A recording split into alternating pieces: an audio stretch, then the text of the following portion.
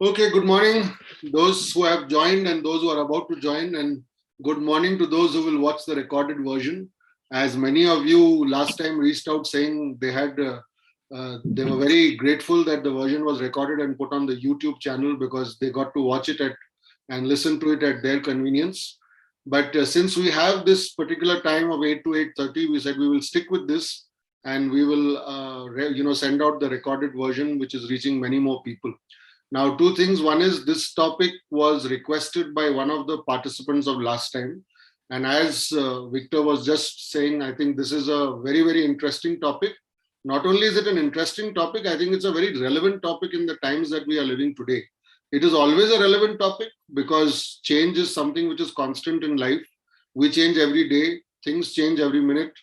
But in the last 3 years, or 2.5 years, the rapid way in which things have been changing makes it all the more a very relevant topic. And even now, as we speak, there are new systems being brought in place. Countries are rethinking their strategy on how to deal with COVID, whether vaccinations are effective. There's been a study that has been sent out saying lockdowns have been completely pointless and we shouldn't have any more lockdowns, etc., etc. Now, a lot of countries are saying that you don't need to be vaccinated, you don't need to wear masks, you can go wherever you want, there's no such harm. But other countries are saying, no, we should do this. So the game is changing every minute. And that's the reality of life also. The game changes every minute, and how we embrace change, accept it, and deal with it, and move on with our life is what is going to determine how successful we are in the face of change and in life. Because face it, change is always going to be a companion for you till the day you go and ask for admission at the pearly gates. So change is never going to stop. It's going to happen every day, every minute, every second. That being said, what is change and how do we deal with it? Moving on. So I've put in a slight, if you can call it definition, or rather an acronym using the letters of the word change. So I've made it into an acronym. So the C for change represents the challenges in life. Now, I worded this very, very carefully. A lot of people talk about these things as problems. And I think that the moment you mention the word problems, it becomes a huge problem, because problem in itself is a negative word. But when you structure it and position it as challenges, then it takes on a different connotation. So challenges are something which we like, or which we are able to deal with, or which we look forward to, because we feel that challenges are something which bring out the best in us. But problems are something which bring out probably the worst in us, or not so much the best in us.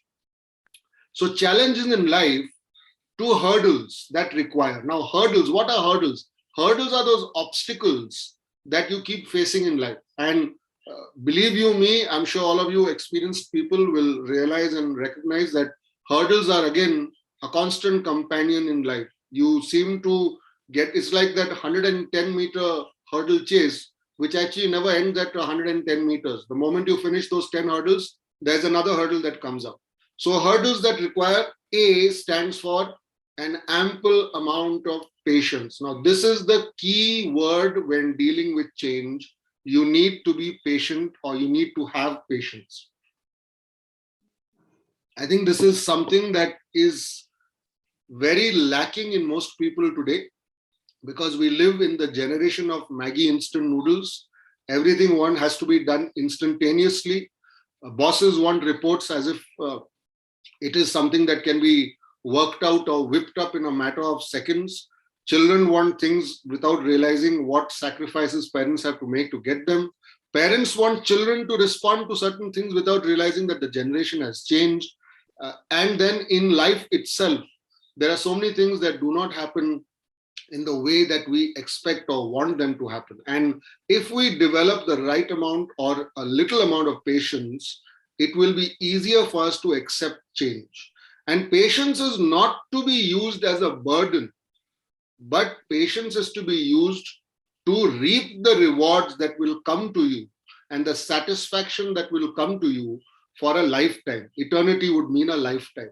So challenges will come, hurdles do exist, patience is required, not to bear a burden, but to enjoy the rewards and the satisfaction that comes for a lifetime, provided you work towards dealing with change with that vitamin P or patience. So that's change, the definition of change. Moving on. The 8 challenges of change. Now, this is something I have spent a lot of time thinking about, and I'm sure that if you attend some other session, people might, have something else to say, and that's absolutely fine. All of us so-called coaches and experts have our own views, but this is something that I've spent time on. Now, the first challenge is the negative emotions motivation. What this stands for is that making us think of everything we are not doing, thereby providing a positive platform to encourage change. What happens here is, what we're trying to focus here is that when you think of things that you are not doing, you sort of get motivated to do those things. And because you get motivated to do those things, you bring about change in your life. So the negative emotions motivation, which basically means that negative emotions also motivate you towards dealing with change or making a change in your life. Okay, and then the second one, the thinking fallacy trap. So this is where you think something, but it leads you into a situation where you think that you have failed if you are not able to do it. So this is when a person develops this all or nothing kind of philosophy. If I don't do this, then I'm a failure. If I cannot do this, then I failed. If I'm not able to do this, then I think I'll have to just do something else in my life. But that's not true, because that's a kind of a defeatist mindset. So this is the thinking fallacy trap. Then eating the entire elephant. Most people think that we can just change without any problem. And that's not true. Like anything in life, change needs a proper plan in place. You cannot deal with any change in your life unless you prepare yourself with a proper step-by-step setup and some objectives to work towards, goals, short-term goals, medium-term goals, and long-term goals. And if you do not have this step-by-step approach, and let me add a rider here saying that the step-by-step approach is not going to be easy to follow, but if you do not have this step-by-step approach, you will most likely not be able to deal with the change that has come or is coming in your life. So neglecting the toolbox, you can't fix a car using a spanner of a cycle. You need the right toolbox to fix the car. Ask any mechanic or any electrician or any person who works in that kind of a service industry, and they will tell you that for each challenge, they have a different tool. In fact, an electrician will carry around with him a huge toolbox. And the reason for that is that they will have different tools for different things. So when you're dealing with change, each change cannot have a one size fits all approach. Each change will have to have a different approach to deal with, and therefore rather, again, it takes patience and time. So use the right toolbox, and in that toolbox, use the right tools. Moving on. Don't try to take on the entire apple at one go. Look at the change that is coming, or look at the change that needs to be brought about, or look at the change that is impacting you, and attack it one nugget at a time. So maybe there is one behavior or one habit or one reason or one event, etc., which can be attacked one time, and then you move to the next one. Again, look at the entire process. Everything that is the common thread that is coming out through this is patience. And it's something that takes a long time to develop. It's not easy. I can speak from personal experience that earlier on, when the hair was not so gray, I was not a very patient person. And it's something that has happened over a period of time. But once it became a part and parcel of my everyday life, I've realized how advantageous it is actually to just bide your time, to be patient, to not react immediately, to look at the look at the challenge from an holistic perspective, etc., etc., etc. This helps a lot. Then the next point: don't underestimate the process. Like we say, don't underestimate the person sitting across the table. One of my favorite books is a book called The Art of War by Sun Tzu, a 6th century BC Chinese military strategist and philosopher. There are two statements of his which I really, really love and try to adapt or adopt in my life. One is, if a battle can't be won, don't fight it. It's a very deep statement. Many people don't even understand the significance of the statement. I'll repeat it again. If a battle can't be won, don't fight it. And the second one is that don't ever underestimate the person sitting across the table or sitting with you, because you don't know where they come from. You don't know what kind of skill sets they have, and it will be a complete mistake on your part to underestimate them. It's a similar thing with the process of dealing with change. Don't underestimate this process. Don't think you can do it just like that. Don't think that, oh, what is change? Anybody can face change. Actually, it isn't the case. If anybody could face change, you and I wouldn't be sitting here today. It's been proven historically and in any way possible that change is something that most people, if not all people, find very difficult to deal with. So there are a lot of dots. There are a lot of, let me put it this way, there are a lot of T's to be crossed and I's to be dotted. So look at the entire jigsaw puzzle and then fit the pieces in accordingly. Failure. Now, when we were younger, people would have told us, our parents especially would have told us, you cannot fail. Failure is not acceptable. A lot of coaches, sports coaches, my son is a golfer, as you know, they will say that failure is not acceptable. But actually what they're trying to do, conversely, or rather funnily, is to motivate the person into achieving more. But the point is that when you learn to understand that you will fail a few times, or you will have a situation where you may not be able to arrive at the desired result in the desired manner and get 100 on 100 in every challenge in life, that's when you're really going to be able to overcome change. So understand that failure is a part and parcel of life. Don't accept it in terms of the fact that said, okay, but I'm anyways going to fail, then what's the point? What I'm trying to focus on here is that you will have moments in life where failure will be something that you'll have to grapple with and deal with. It is the universal truth of change that failure is going to happen. But it is that very failure which is going to drive the process in such a manner that you will achieve at the end of it. So this is a stepping stone to success, if I can put it in that manner. And the 8th challenge is commitment. In life, in anything, commitment is a prerequisite. You want to have a good relationship with your partner, you need to have commitment.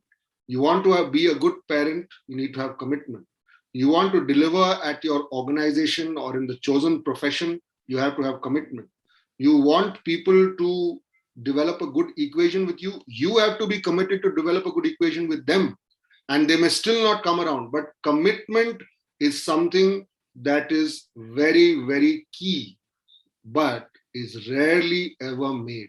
We talk a lot about commitment, but we never follow through on the process of commitment, because again, that requires a lot of patience and time. So these are the 8 challenges of dealing with change: the negative emotions motivation, the thinking fallacy trap, trying to eat the entire elephant, neglecting the toolbox, trying to do too much, underestimating the process, failure, or rather understanding that failure is the universal truth of change, and commitment. Moving on. How do we deal with change? So one thing to remember is that whatever has to happen, it has to happen. It is going to happen and you can do nothing about it, but just realize that you have to change to be able to adapt to whatever is going to happen. So what you could do is you could face this change by writing or listing your fears about it. Now, everybody at some point in time, when they face certain change in their life, they are worried about it. They feel what is going to happen. So I'll give you an example. When COVID hit, or before COVID hit, my practice as a coach, as a life coach, a corporate trainer, etc., was booming. And I think that I was probably in the last, before 3-4 years before COVID, was going through the best professional phase in terms of earning money. I'm being specific because money makes the world go round. When COVID hit, nobody knew what to do. And online sessions were a no-no. They were not even, today it's changed. But for those 2 years, all clients stopped work. So much so that even individual clients who would come in for counseling sessions stopped doing Zoom sessions, or stopped doing, or rather didn't think about doing Zoom sessions, almost as if probably COVID would be transmitted through Zoom as well. And that was a period of life where I had to change my strategy in terms of what to do to ensure that money keeps coming in. So my fear was, very frankly, how am I going to pay my bills? Yes, there are 2 earning members in the family, but as you well know, in today's day and age, and especially when your son is playing a game of the Maharajas, it is not going to be easy with 1 income. So how do you face that? And that's when I had to sit down and list down my number 1 fear was, where am I going to get money from? To replace that huge chunk of money that has gone out from corporate training and coaching, where is it going to come from? What I did is a different story and we won't go through that. And I managed to do it. But the point I'm trying to make here is that I went through those points individually and tried to think of what I could do and what would happen if I did this or did that, or tried to do this, or changed my strategy, or reached out to people, or started explaining to them, or started doing, sessions which were sort of pro bono, and maybe, make people understand that the life has to go on. So that's something which you should do. The next thing is to face the change head on by facing your fears. The third thing is you could seek support. Now, this is something which is a very important point. But unfortunately, especially in this neck of the woods, in the Asian Indian context, it's something that we don't believe in. We think that if we are seeking support of a family member or a colleague or a professional, especially like myself, then there must be something wrong with me. Either I must be mad, or I must be not capable, or I must be a failure, etc., etc. These are the thoughts that we feel because that's how society talks. Society today, the number 1 challenge facing our country today is the challenge of the mind. In the kind of environment that today people are working, growing up with this online thing becoming such a part and parcel of our life, today people are literally running out of ideas how to be different. And the mental stress, it's not only because of COVID, but even 5 years ago, is at its highest all-time level. Yet people will not seek help. Leave a professional's help. They will not seek help from a family member or a colleague or a friend because they feel that it shows them in a weak way, or it shows them to be a weak person. Because this is how society has packaged us, that we are these overall alpha males, or I don't know what the word is for women, but we are these strong, silent types, and we don't need to reach out to anyone. We don't need help. We are great. We can do anything. That couldn't be further from the truth. And sorry to say, using a little bit of dicey language, that is a load of crap. Everybody needs help. Now, who you take help from, that's your choice. So when you're dealing with change, don't try to take it all on your own. Try to turn to someone to share thoughts with, to bounce off ideas from, to understand how you could look at things from a different perspective. Today's quote, which I send out every day, I send this quote out to more than 200-300 people. And today's quote is, when you limit your perspective, you limit your life, or you limit your thought. It's the same thing. If you have perspective from somebody else, you can look at things from a different way. Then the fourth point, we have all had some successes in our life. Why do we neglect that? If you're having negative thoughts today about the change that is coming, look at previous instances from your own life, or look at transformational learning from other people's lives in your family or in your friend circle, people, great people in history, people currently, and get inspired by the successes of your own self or get inspired by the successes of others. So turn those negative thoughts into positive thoughts. And lastly, change always brings something new.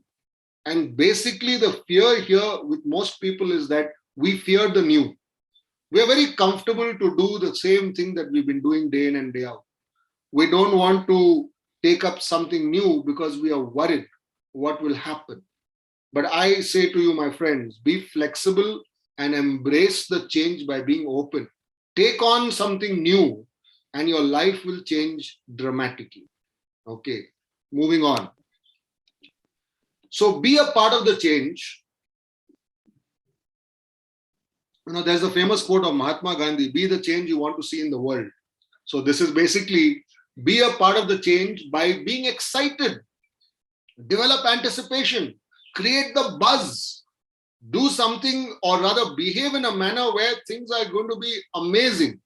So that's what happens when you be a part of the change with an attitude of excitement and anticipation. Be a part of the change. So one of the things is that being a part of the change is the fear of, or rather a part of the change is the fear of the unknown. But communication with people at all times allows you to understand what could be and what can be. Yes, it's natural to be afraid. There is nothing wrong in that.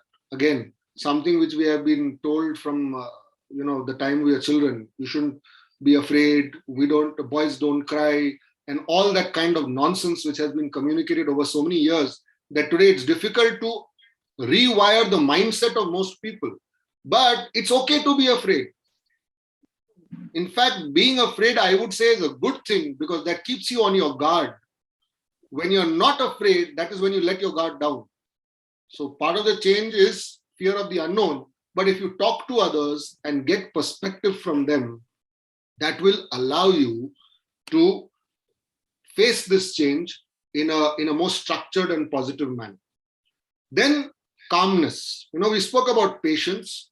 I'm also going to touch upon calmness. Calmness in the mind and strength in the body. We are not talking about physical strength. That is one part, of course. You need to be very healthy, but we are talking more about mental strength here. When you're mentally strong or when you're calm in your mind, you reduce stress and anxiety. Look, as I said earlier on in the session, change is going to happen, whether you like it or not. Now you need to decide, are you going to worry about it and increase your stress level, or are you going to be calm about it and try to look at ways and means to overcome the challenge? The choice is yours. It's an attitude which you develop. If you can, please watch this movie called The Pursuit of Happiness, starring Will Smith. An amazing movie. And it will show you the kind of challenges this guy goes through and how he's mostly calm. Even when all is failing around him, he's sleeping in a public bathroom with his son. Even then, he's calm because he knows that I can face if I'm calm. Next point is to have a sense of purpose. And the sense of purpose comes when you recognize your worth as an individual. When you're facing change, when you're part of this process of change, as an individual, you're a very valuable part of the entire process. Don't devalue yourself. Don't reduce yourself to being an also-ran or an after-ran by thinking that you're not an important part. You are the whole crux of the matter. So when you recognize your worth, that is when you have a sense of purpose in your entire being to face this particular process of change. And the last one is you need to continue to do your work.